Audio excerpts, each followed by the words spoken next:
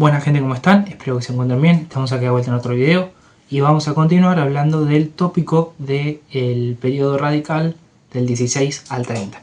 En este caso vamos a tener un enfoque bien social, en este caso con los obreros y los sindicatos. Para esta ocasión vamos a tomar en cuenta el texto de Ricardo Falco y de Alejandra Montserrat, el cual es denominado Estado, Empresas, Trabajadores y Sindicatos. En este caso lo que se va a visualizar en este texto es la explicación de los diferentes sindicatos que existieron y el accionar de los diferentes gobiernos con los obreros y los sindicatos. Para arrancar, lo que nos va a clasificar es los principales sindicatos que existían para la época, más o menos la década de 1916 a 1930 o antes. Básicamente son, por un lado, el sindicalista revolucionario, el cual tiene un enfoque más dialoguista con cualquier gobierno, pero está en contra de que el obrero esté afiliado políticamente a un partido. Es de esta manera como para los sindicalistas la militancia política va a ensuciar a la militancia sindical. Y estos estuvieron primero englobados o nucleados en lo que fue la FORA o la Federación Obrera Regional Argentina, compartiendo nada más ni nada menos que con los anarquistas, y luego se separan, o sea, se bifurcan los caminos entre estas dos líneas ideológicas y se van a nuclear, en este caso los sindicalistas, en la FORA del 9º Congreso, y luego esta se va a diluir y se va a crear la USA o la Unión Sindicalista Argentina. Por el otro lado va a existir la rama sindical socialista, la cual no es dialoguista, sino que es dialoguista con determinados gobiernos, pero en general se habla de que en la Argentina no fue dialoguista. Y por el otro lado está a favor de que el obrero esté afiliado políticamente a un partido, claramente el Partido Socialista. Y después van a estar los anarquistas, los cuales van a ser reaccionarios ante todo, no van a ser dialoguistas, están en contra de que esté afiliado a un partido político porque el anarquismo de entrada combate al Estado, los partidos políticos, y estuvo nucleado primero en la FORA y después en la FORA del 5º Congreso. Es a propósito de esto que quiero leerles un conjunto de citas para fortalecer esta primera parte, esta primera formación de los sindicatos en la Argentina, provenientes de este libro, el cual, bueno, lo vengo utilizando hace tiempo. Voy a leerles una parte del libro que arranca diciendo: la corriente que tuvo mayor peso dentro del movimiento obrero argentino, surgido a partir de la inmigración extranjera, fue el anarquismo. Predominó hasta aproximadamente 1915, momento en que el sindicalismo revolucionario capitalizó la decadencia anarquista. La otra tendencia importante fue la vinculada al Partido Socialista. Anarquistas y socialistas adoptaron distintas estrategias de acción en su lucha por la defensa de los intereses de los trabajadores, diferencias que obstaculizaron la unidad del movimiento obrero argentino en sus orígenes. Esto que podemos visualizar es que por lo menos hasta la década del 40 y pico el movimiento obrero estuvo separado desde el principio. Ojo, en la Argentina no es que el movimiento obrero siempre estuvo unido, sino que por lo general la mayoría del tiempo estuvo bastante separado, fragmentado, pero este es el periodo que más fragmentación tuvo por lejos, en mi humilde opinión. Y para arrancar hay una primera cita que es denominada Socialismo y Anarquismo, la cual proviene de un artículo proveniente del diario de La Vanguardia, que era un diario de época del año 34, denominado Historia del Socialismo Argentino, que si no me equivoco fue escrito por Jacinto Odene. Y dice así: era el socialista un movimiento internacional de evolución, de mejoramiento paulatino de la clase trabajadora. Se proponía establecer un régimen donde la riqueza social fuera distribuida, poniendo fin a las diferencias de clase con la supresión de las clases mismas. Los medios para alcanzar esos propósitos eran la organización gremial de los trabajadores con el objetivo de conseguir mejoras en el trabajo y su agrupación en partido a fin de intervenir en las contiendas electorales, obtener una legislación cada vez más avanzada y conquistar el poder político para emplearlo como medio de transformación en la lucha en que estaba empeñado. El anarquismo era decididamente enemigo de esos procedimientos.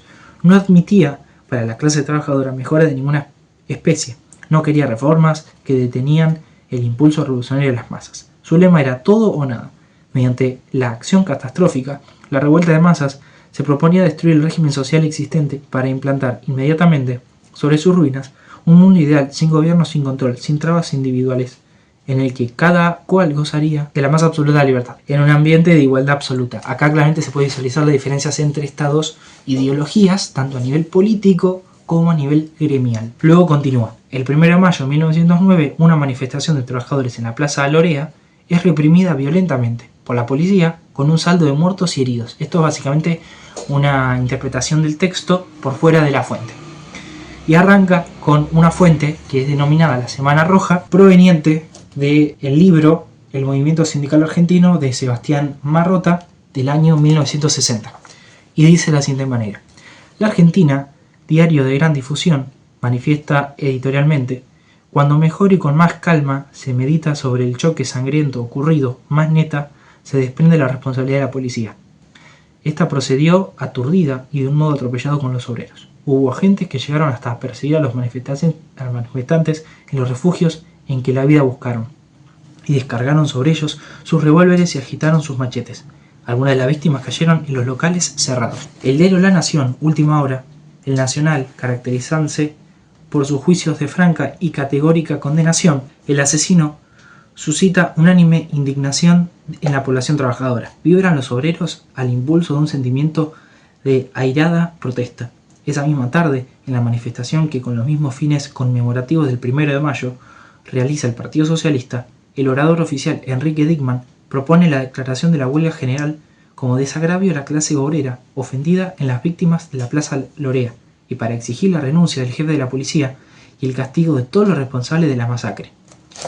Acá, si no me equivoco, el jefe en policía era Ramón Falcón. Continúa, y ahora esto es una interpretación del texto, y dice: el 14 de noviembre de 1909, Simón Radowski, obrero anarquista, mata al coronel Ramón L. Falcón, jefe de la Policía Federal, y a su secretario Juan Lartigau, arrojando una bomba al carruaje que los transportaba en la esquina de Callao y Quintana. Este episodio desata la represión gubernamental que es analizada por la Confederación Obrera Regional Argentina, que bueno, es una organización obrera. En este caso era la CORA, o sea, la socialista. Y dice así. En este caso la cita arranca con el atentado de Simón Radowski como título. Como resultado natural de miles de acontecimientos trágicos que han envuelto la vida proletaria sangrienta del luto y del dolor, como epílogo del grandioso movimiento de protesta en el mes de mayo, durante el cual el alma obrera reconcentró odios profundos e imborrables, como represalia del drama horrendo de la Avenida de Mayo, cayó el causante principal de los estragos de que fue víctima el proletariado, el más asesino e intolerable de los verdugos de nuestra clase, el coronel Falcón. El hecho es completamente individual, a pesar de su grandiosa significación de clase y su relación con los hechos de Mayo. No obstante, la burguesía aprovecha el momento para decretar el estado de sitio, con el evidente objeto de tomar bárbaras medidas represivas, llegando en su propósito a la destrucción de nuestra organización. De vuelta proveniente del libro El Movimiento Sindical Argentino del año 1960 de Sebastián Marrota. Luego hay otra cita que hace referencia al accionar sindical en el centenario de la Nación Argentina en el año 1910, el 25 de mayo, que es denominado de la siguiente manera, como título, ¿no? Cronología del 25 de mayo de 1910, llegada de la infanta Isabel. 8 de mayo, los anarquistas organizan una manifestación, participan 70.000 personas contra las autoridades de la Penitenciaría Nacional, acusados de maltrato a los presos. Fora y Cora, que eran la Federación Obrera Regional Argentina y la Confederación Obrera Regional Argentina, se unen en un paro nacional 14 de mayo a fin de no enturbiar los actos protocolares. Se declara el estado de sitio. Se practican masivas detenciones, entre ellos a los redactores de La Protesta y La Batalla, dos diarios sindicalistas, uno socialista y otro sindicalista, si no me equivoco, pero bueno, básicamente son opositores al gobierno. Continúa la cita. Las imprentas de ambas son incendiadas por jóvenes de la burguesía nacionalista, quienes atacaron también al barrio judío. Luego del estallido de una bomba en el Teatro Colón sin víctimas, se promulgó la Ley de Defensa Social. Prohibía entrar al país a los extranjeros que hubieran sufrido condenas o estuvieran condenados por delitos comunes. A los anarquistas y demás personas que profesaran o preconizaran ataques por la fuerza o la violencia contra los funcionarios públicos, los gobiernos o las instituciones. Prohibía toda asociación o reunión de personas que tuviese por objeto la propagación del anarquismo o la preparación e instigación de hechos reprimidos por las leyes. Y luego continúa haciendo referencia a un hecho histórico a nivel mundial que va a afectar a todo el mundo, como lo fue la Revolución Soviética, la cual en octubre del 17 exaltó los ánimos de los partidos y corrientes obreras en todo el mundo. Así lo reflejan las canciones populares. En este caso, esta es una canción anarquista que es denominada Canciones entonadas por los anarquistas en los actos del 9 de diciembre del 21 en Jacinto Arauz. Y dice: somos los que combatimos las mentiras patrioteras, porque son la ruina entera de toda la humanidad, porque la patria y sus leyes son las que engendran la guerra, sembrando en toda la tierra la miseria y la orfandad. Somos los que aborrecemos a todos los militares por ser todos criminales, defensores del burgués, porque asesinan al pueblo sin fijarse de antemano que asesinan a sus hermanos. Padres e hijos tal vez, la bandera azul y blanca por el suelo está rodando, y en su sitio la roja, allí está flameando, y es la bandera del pueblo, la bandera más hermosa, pues su insignia libertaria es del color de una rosa. Allí claramente se visualiza la bandera roja, que es el anarquismo. Luego hay otro tango, en este caso un tango de Batilmela, Romero y Delfino, que va de la misma mano, como canción de protesta, que denomina Se viene la maroma. Cachorro de bacán anda achicando el tren. Los ricos hoy están al borde del sartén, y el vento del cobán, el auto y la mansión. Bien pronto relajarán por un escotillón. Parece que está lista y ha rumbeado la bronca comunista pa' este lado. Tendrás que elaborar para morfar lo que te van a gozar. Pedazo de Aragán, bacán sin profesión. Bien pronto te verán chibudo y sin colchón. Ya está, llegó, no hay más que hablar. Se viene la maroma sovietista. Los pobres ya están hartos de morfar salame y pan. Y hoy quieren morfar ostras y chambán. Aquí ni Dios se va a apiantar el día del reparto a la romana. Y hasta tendrás que entregar a tu hermana para la comunidad. Bueno, claramente se visualiza el ataque hacia los burgueses y el Estado argentino. Y el siguiente es denominado Terrorismo y Anarquismo, proveniente de un intelectual anarquista español que es denominado Rafael Barret. Y dice: los intelectuales han confundido el terrorismo con el anarquismo, revelando que ignoran la existencia del apóstol Tolstoy, del crítico Anatole France, del sociólogo Kropotkin, de los genios y santos anarquistas que son la honra de la civilización. Han revelado que ignoran hasta los recursos del proletariado de Buenos Aires, ellos que saben del dinero que cuentan las ridículas manifestaciones pro Sáenz Peña, ellos que han visto mitines de 70.000 trabajadores bajo la inminencia de las balas. Se figuran que la policía lo remediaría como si se tratase de una banda de cuatreros. Y ahora, continuando con la interpretación del texto, tenemos que arrancar con la periodización que hace el autor del periodo 1916-1930. En este caso, con el primer gobierno de Hipólito Yrigoyen, podemos determinar que fue un periodo de conflictividad, gracias a la gran desocupación y la pérdida de salario que vivió el pueblo obrero. Esto se combina con el accionar dual, podemos decirlo de esta manera, de Hipólito Yrigoyen, que combina el diálogo con la represión. Todo esto dependía de la ideología de tu sindicato, luego del momento político, si era cercano o alejado de las elecciones, y de la rama productiva. Voy a profundizar la explicación de estos tres aspectos. En el aspecto de la ideología, porque básicamente Yrigoyen, como radical o como integrante del Partido Radical, tenía como enemigo al socialismo, el cual también estaba presente en el ámbito laboral. Es por esto que Hipólito Yrigoyen hizo un acuerdo con los sindicalistas para no reprimirlos a ellos, sino reprimir a los socialistas, ya que básicamente tanto el sindicalista como el radical tenían como enemigo común al socialismo. El sindicalista en el ámbito gremial, ya que quería que el trabajador no vaya a esos sindicatos, sino vaya al sindicato sindicalista revolucionario, y el radicalismo combatía al socialismo en el ámbito parlamentario. Después del momento político, claramente hace referencia a que si se está más cercano a una elección no se reprime tanto, y si se está lejano se reprime como nada. Y la rama productiva, esto es un punto muy interesante a analizar, ya que básicamente en el periodo de Hipólito Yrigoyen, las ramas que eran más reprimidas era la industrial, ya que en la Argentina tenía tanta importancia como lo era los relacionados al ámbito agroexportador. Y el ámbito agroexportador no hablo solamente de los productores, o sea, los trabajadores rurales, por ejemplo, sino de los ferroviarios y de los portuarios.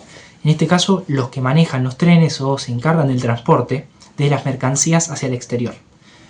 Siendo el ferroviario o el ámbito ferroviario la parte intermedia entre Europa, básicamente, y el productor. Porque básicamente el productor lo que hace es enviar el producto o los bienes a exportar al ámbito ferroviario. El ferroviario lo acerca al puerto de Buenos Aires o a un puerto destacado y del puerto sale a Europa. Es así como tanto el ferroviario como el portuario, como trabajadores, ganaron mucha relevancia. Y es de esta manera como este grupo o este sector no era reprimido, sino que todo el tiempo se buscaba el diálogo.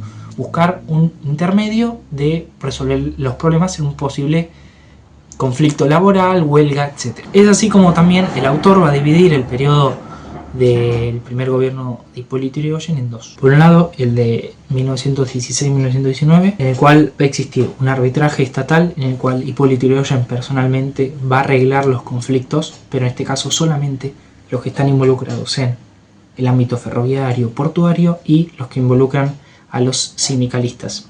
Y por el contrario va a reprimir a los conflictos que estén relacionados con la rama productiva industrial y a los sindicalistas y anarquistas. Esta situación del intermediario o del arbitraje estatal provocó oposición en el movimiento empresarial o en los empresarios básicamente, porque veían en Hipólito Yrigoyen una figura que le daba poder. De hecho, en algunos casos vio derechos, garantías o mejorar las condiciones de los obreros, que claramente generaba una preocupación en los empresarios. Pero básicamente el autor Falco, junto con la otra autora, lo que hacen es vivir el periodo porque básicamente después ocurre la Semana Trágica, que es la gran represión de la policía al movimiento obrero, en este caso más que nada el industrial, ya que esto es un quiebre básicamente del accionar del gobierno de Yrigoyen, ya que va a perder el apoyo de los sindicalistas y es así como ahora tiene que apelar al accionar parlamentario para apelar a acceder o promulgar leyes, garantías laborales para reducir el conflicto que existía en la Argentina a nivel laboral. Es por eso que ahora voy a leerles un conjunto de citas también del mismo texto que refieren a esto. La primera cita que voy a hacer referencia es denominada ¿Cómo viven nuestros obreros?, la cual proviene de la revista, supongo, Mundo Argentino o el diario Mundo Argentino del día 30 de abril de 1919. Y dice así: ¿los salarios de los trabajadores están en relación con el costo de vida? Mundo Argentino interroga a un tranviario. Lo visitamos en su casa en Barracas. Habita en un conventillo. Entramos, vemos un mundo de gente. Todo respira pauperismo, miseria. Al fondo existe una escalera. Subimos. Llegamos a un altillo. En la cuarta puerta habita nuestro interpelado. En una pieza pequeña, muy pobremente amueblada, una mesa, 2 o 3 sillas, 2 baúles, una cómoda, una cama. La pieza tiene una puerta y una ventana. Aún así, el aire que se respira es muy viciado. Entraremos, amigo, a ver cómo se arregla con su salario. ¿Cuánto paga de alquiler? 16 pesos. En este cuarto me alejo yo, mi esposa y mis 3 hijos. Ahí claramente se ve una situación de hacinamiento, ya que viven muy pocas personas en una sala. Continúo con la cita. Llegamos a elaborar el siguiente presupuesto de gastos. Carne, 50 centavos. Huevos, 75 centavos. Verduras, 60 centavos. Pan, 60 centavos. Azúcar, 20 centavos. Querosén, 10 centavos básicamente para la calefacción. Jabón, 20 centavos. Carbón, 15 centavos. Periódicos, 10 centavos. Café, 10 centavos. Otros gastos, 30 centavos. Dando un total de 3 pesos con 60. Y ahí es cuando básicamente la revista o el diario hace un cálculo en el cual hace 3 pesos con 60 centavos por 30, dando un total de 108 pesos mensuales, o sea, de gastos mensuales. De alquiler serían 16 pesos, ropa, calzado, etc. 5 pesos, eventuales 5, dando un total de 134 pesos de gasto para un trabajador en el año 1919. Lo cual continúa, dice, resumen: entradas 120 pesos, salidas 134 pesos y el déficit es 14 pesos. Como usted ve, y ahí continúa, como usted ve, viviendo en un estrecho conventillo con una familia que se alimenta deficientemente y que casi no renueva sus vestimentas, tengo un déficit que me obliga a reducirme desesperadamente para cubrirlo, a costa de mi salud y la de mis hijos. Mi esposa, regaladísima de trabajo, debe lavar ropa ajena para ganar algunos centavos.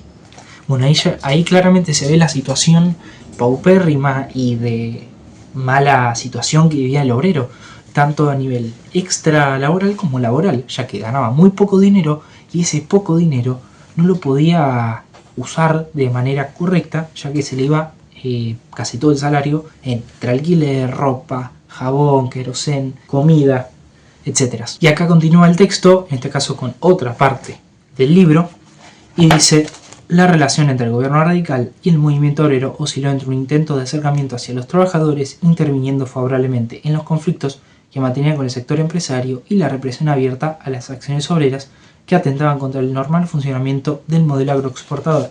Esto es lo que yo venía hablándoles hace un ratito, que era esto de que el gobierno radical de Hipólito Yrigoyen estuvo más cercano a el modelo agroexportador, los empresarios por un lado, y después con los sindicalistas de la rama sindical, mejor dicho, era más diálogo que otra cosa. La siguiente cita proviene de la Gaceta de Buenos Aires del viernes 3 de enero del 19, es un diario básicamente, y es denominado Obreros del Campo. Y dice: por el departamento Constitución, provincia de Santa Fe, andan revueltos los trabajadores del campo. La agitación parece revestir graves caracteres, especialmente en el distrito Santa Teresa. Los obreros han cometido actos de violencia, han quemado parvas y amenazan con llegar a extremos más peligrosos. Piden más jornal, o sea, salario, y ciertas mejoras en las condiciones de trabajo, que bien pudieran ser muy justificadas, pero los labradores alegan no poder concederles y resisten las pretensiones. Dícese que agitadores profesionales recorren los campos incitando a la huelga general de los labriegos.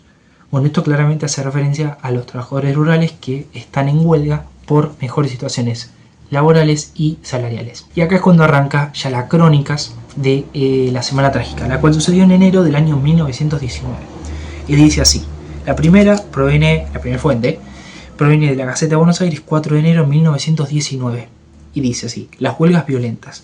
Anoche se libró una batalla campal, se cambiaron unos 300 disparos, la huelga de metalúrgicos adquiere por momentos proporciones gravísimas, y si no se adoptan decisiones enérgicas, nada de extraño tendrá que cualquiera de estos días se registre una hecatombe. Es raro el día que no sea noticia algún choque de violentos entre los huelguistas de los talleres Bacena y los elementos que permanecen trabajando. Los talleres Bacena fue un famoso taller industrial en la época del año 1919 más o menos, para que entremos en contexto. En circunstancias en que cruzaban por la esquina de Santo Domingo y Avenida Alcorta, 12 chatas de los talleres metalúrgicos Bacena, cuidados por agentes de caballería, numerosos huelguísticas que estaban ocultos, iniciaron un tiroteo contra los conductores de aquellos. Continúa en otra cita, que es denominada el factor detonante, 7 de enero de 1919, y dice así: desde hace un mes se encontraban en huelga los obreros de los talleres metalúrgicos Pedro Bacena, cuyos depósitos están situados en la calle Pepirí y Santo Domingo, cerca del Riachuelo, y la planta industrial en Cochabamba y Rioja. Esta empresa era una de las más importantes del país. La parte principal del paquete accionario estaba en manos del capital británico, que se había asociado con Pedro Bacena. Empleaba unas 2.500 personas entre obreros y empleados. Los huelguistas exigían la reducción de la jornada de trabajo de 11 a 8 horas, aumentos escalonados de jornales, la vigencia del descanso dominical y la reposición de los delegados obreros echados por la empresa al iniciarse el conflicto. El día 7 de enero del 19, a las 16 horas, marchaban hacia los depósitos de la empresa, varias chatas en busca de materias primas para la planta industrializadora. Las máquinas funcionaban con una pequeña parte de obreros no adheridos a la huelga y rompehuelgas contratados. Básicamente son aquellas personas las cuales se encargaban de reprimir violentamente, por obviedad, a los huelguistas. Las chatas conducidas por rompehuelgas eran acompañadas por la policía.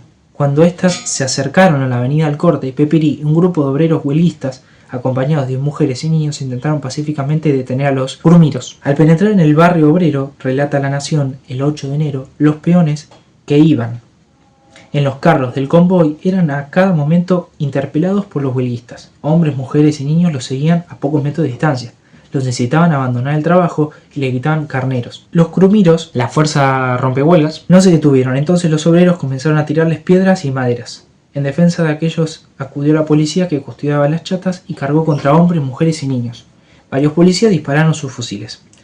2 horas después había terminado la refriega. En el suelo había 4 obreros muertos, uno de ellos de un sablazo en la cabeza. y más de 30 heridos, algunos de los cuales fallecieron después. Proveniente del libro La Semana Trágica de enero del 19 de Julio Godio del año 1986. Luego está la cita denominada Extensión del conflicto, proveniente del libro De la Fora a la CGT, en Historia del Movimiento Obrero, de Hugo del Campo, del año 1984. Y dice así: la reacción popular no se hizo esperar. Espontáneamente se fueron interrumpiendo todas las actividades y el día 9 la ciudad amaneció paralizada. Una enorme multitud formó el cortejo fúnebre que desde Barracas hasta la Chacarita fue sembrando la agitación por todos los barrios. A su paso se multiplicaban los incidentes, tiros, alarmas y corridas fragmentaban la marcha. Al llegar al cementerio se produjo un nuevo tiroteo con las fuerzas policiales que, después de dejar un saldo de varios muertos, acabó con la que quedaba de la manifestación. Mientras tanto, los talleres Bacena habían sido sitiados por la multitud. Se iba articulando bajo la dirección del general de Lepiane un formidable apartado represivo. Cuando aparecieron las primeras patrullas, los huelguistas intentaron defender sus posiciones, levantando barricadas y librando desde ellas desesperados combates. Pero las tropas comenzaron a imponerse y a practicar detenciones. Para liberar a sus compañeros, muchos grupos se lanzaron entonces al asalto de las comisarías. Hacia la tarde, las fuerzas represivas controlaban ya la situación. Claramente lo que se visualiza acá es que hubo una primera situación en la cual hubo una represión y muertos, y en contrarrespuesta de esto, los obreros cercanos a estos fallecidos iban a llevar los cuerpos al cementerio sinoco de la Chacarita o de Recoleta, no recuerdo bien. Y en el proceso es que hay una encrucijada, una emboscada por parte de la Liga Patriótica Argentina y de las fuerzas policiales, arremetiendo contra estos obreros que estaban llevando los cuerpos de estos fallecidos, generando más muertos y más heridos. Luego hay otra cita que es denominada Otra lectura de los acontecimientos, proveniente del libro Poder Militar y Sociedad Política en la Argentina del año 1982 de Alain Rouquier. Y dice así: la violencia policial se volvió tan incontrolable como la agitación obrera. El ejército parecía imponerse como único recurso. Nombrado jefe militar de la capital, el general Luis de Lepiane ocupó la ciudad con sus tropas para poner término al conflicto social y contenerse al mismo tiempo los desbordes de la represión. El refuerzo de grupos de voluntarios civiles que se propagaron, o sea, la Liga Patriótica Argentina. El general de Lepiane negociaría él también con los sediciosos. El 14 aceptó las condiciones de los sindicatos referidas a eventuales persecuciones y a la liberación de prisioneros. 3 días antes, el propietario de la empresa, recibido por Irigoyen, había aceptado satisfacer las reivindicaciones de los huelguistas, o sea, de los talleres Bacena. Todo volvió entonces a la normalidad. Sin embargo, todo había cambiado. Los huelguistas, los sediciosos, los bolcheviques saquearon la ciudad, atacaron bienes y personas. No solo los cabecillas quedaron sin castigo, sino que el gobierno dio la razón a los obreros rebelados. Los propietarios, que así juzgaban la situación, se encontraban aterrados y descontentos. Luego hay otra cita que proviene del diario La Nación del día 13 de enero del año 1919, denominada Agitadores. Y dice así: son aventureros del sectarismo lanzados a todos los vientos desde los focos europeos, pescadores de río revuelto, el acecho de una oportunidad propicia para alterar el orden público y conmover los cimientos de la estabilidad social. No reivindican aspiraciones colectivas ni adaptan sus prédicas a condiciones políticas y económicas que les prestan una sanción justificativa.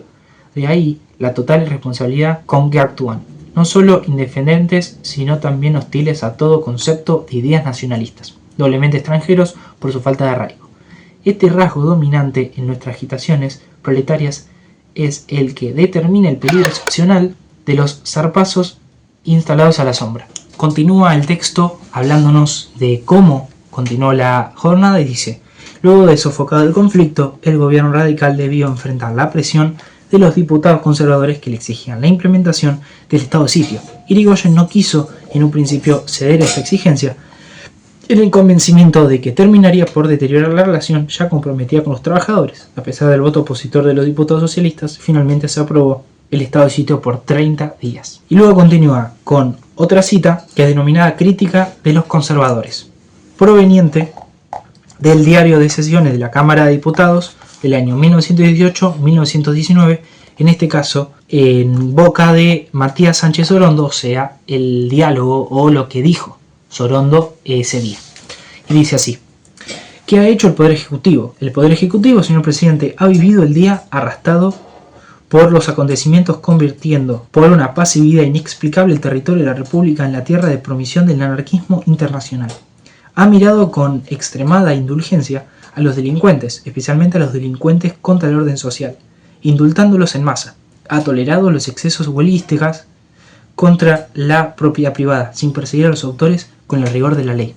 Hemos visto durante el primer día de huelga a la ciudad indefensa, a la ciudad abandonada, a la ciudad entregada a sí misma, sin más vigilancia que la de sus propios vecinos, sin más autoridad que la de las turbas, sin más gobierno que el gobierno de las calles. Y luego hay una última cita, denominada Los Anarquistas, proveniente de el diario o la revista, porque no sé mucho, Mundo Argentino del día 22 de enero de 1919, que dice: después de los recientes sucesos, celebraríamos ver al gobierno procediendo con cordura, que es casi lo mismo que decir desoyendo el consejo irrazonado de los elementos aristocráticos, cuya opinión se ha cotizado en alza en estos días.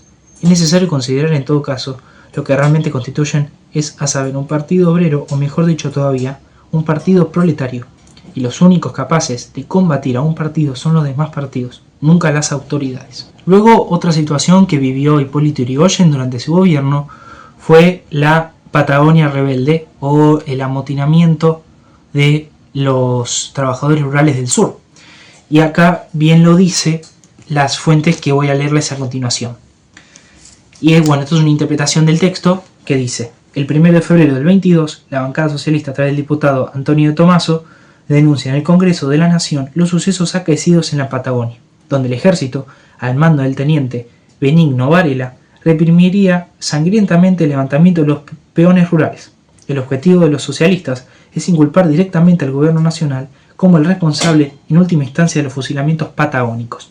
Los conservadores observan, divertidos, la contienda entre radicales y socialistas. La siguiente cita proviene del libro La Patagonia Rebelde de Osvaldo Bayer del año 1985 y dice así: señores diputados, ha ocurrido en el territorio de Santa Cruz una tragedia horrible. El llamado bandolerismo de la Patagonia ha sido un movimiento gremial, y no es esta una afirmación sectaria, caprichosa o equívoca. La Cámara encontrará la prueba en papeles de carácter oficial, y en este caso, para evitar que se atribuya a nuestro juicio un carácter interesado, quiero hablar respecto de lo que viene ocurriendo en la Patagonia desde 1920 al propio gobernador del territorio de Santa Cruz, que ha pedido el Departamento Nacional del Trabajo un informe en el cual se relatan las principales características de la vida del trabajo en aquella región. Se ve por este informe que la masa laborista de aquel territorio que trabaja en las estancias sufriendo las inclemencias de un aislamiento casi absoluto del mundo y aquel clima sin las más elementales comodidades, soportando una de las vidas más duras que pueden imaginarse. Está luchando desde 1920 para conseguir de los estancieros, muchos de los cuales son capitalistas que viven en Buenos Aires o en Londres, mejoras de carácter elemental, por ejemplo el pago de salarios en moneda nacional. Se ha matado gente al azar, señores diputados, sin razón, sin motivo, sin consejo previo que no hubiera podido hacerse por otra parte, porque esa zona no estaba sometida a la ley marcial, porque Santa Cruz no se hallaba en estado de guerra y porque la autoridad militar no tenía más papel, cumpliendo las instrucciones que debieron habérsele dado, que imponer al orden, tomando a los hombres que hubiera cometido algún delito en entregarlos a las autoridades locales para que, sometidos al juicio, sufrieran más adelante, así era el caso, la condena a que habían hecho acreedores.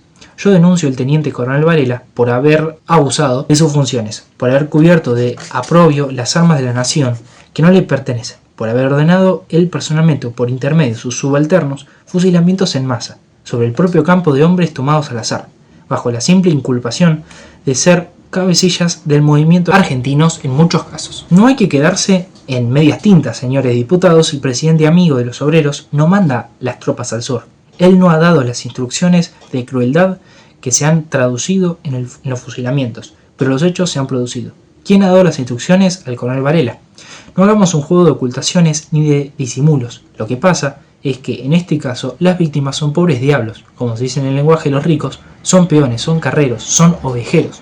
En el fondo mucha gente reconoce que aquello es una enormidad legal y constitucional, pero les halaga que esa lección dura haya sido dada para que otra vez no se repitan pliegos de condiciones, pedidos de aumento de sueldo y demandas tan revolucionarias y escandalosas como aquellas de que una pieza de 3×3 con piso de tierra no se aloje a 8 hombres. Se nos piden las pruebas materiales de nuestras denuncias, pero ¿qué pruebas materiales podemos traer? Los cadáveres.